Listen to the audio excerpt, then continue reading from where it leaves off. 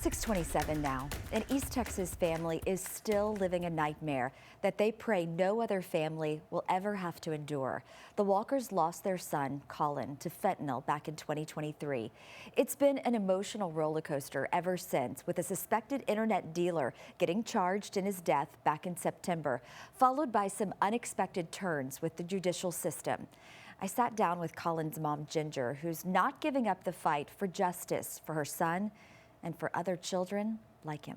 Colin was one of those kids, I mean, if you look around the room in the photos, he was so sweet and he was gentle. He loved animals and he loved all of his friends.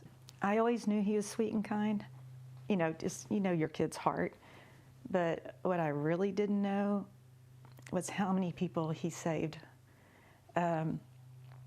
Since his passing, just off the top of my head, there's 3 or 4 people, 3 in particular, that have told me that Colin saved their life. And yet, Colin Walker's life cut all too short by fentanyl, a deadly synthetic opioid that the DEA says is being pressed into fake pills and cut into heroin, cocaine, and other street drugs to drive addiction. Colin, a University of Oklahoma and All Saints graduate, was just 28 years old and working on another degree in industrial design at Metropolitan State University in Denver when his parents got the call no one wants to hear. It just doesn't even feel real. So I get up every day and you look around, you see all the photos, and it makes me really sad.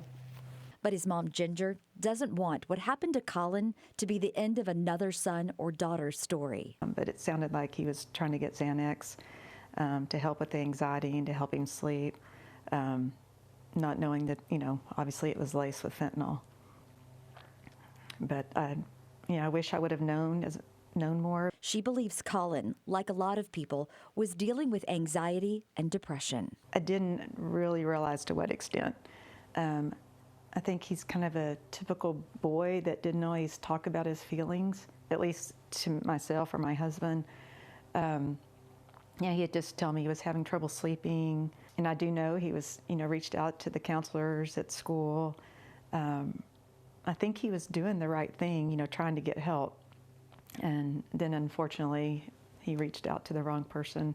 Ginger says it's not always a dealer on the street selling fentanyl, but people behind smartphones and computer screens. You know, with technology advancements, traffickers exploit that. Assistant Special Agent in Charge, Ivan Carrera with the Drug Enforcement Administration, says parents should know traffickers are lurking on social media, advertising and selling the drugs. They use smartphones and encrypted applications to communicate with each other. So they get into that space and they market the pills to look like legitimate pharmaceutical pills, but these are not legitimate pharmaceutical pills. They're illicit. Even in her grief, Ginger is begging children, whether you're a teenager or an adult, to talk to your parents or someone you trust and tell them you're struggling and not to buy or take pills that don't come from your doctor. Because if it happened to us, and if it happened to him, it can happen to you. It crosses socioeconomic barriers. It can happen to anyone. Because one pill can kill. This is a fight to save lives. They will target anyone who will consume the product because once they consume it once, the addictive properties within this opioid are so strong that it triggers a chemical reaction in a human to want to get that again and again. The DEA says drug cartels are making fentanyl to look like Xanax, Adderall, OxyContin, and other pharmaceuticals. The only safe way to get one of those pills is through your doctor, prescribed to you, and you can acquire it through a registered pharmacy that is authorized to distribute controlled substances in our country.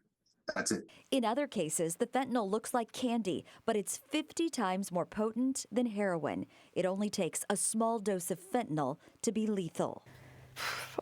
It's just, you know, I can't just sit here and not do anything. So I'm trying to get justice for Colin, and then I can't bring him back, but I just want to try to save other kids and other people.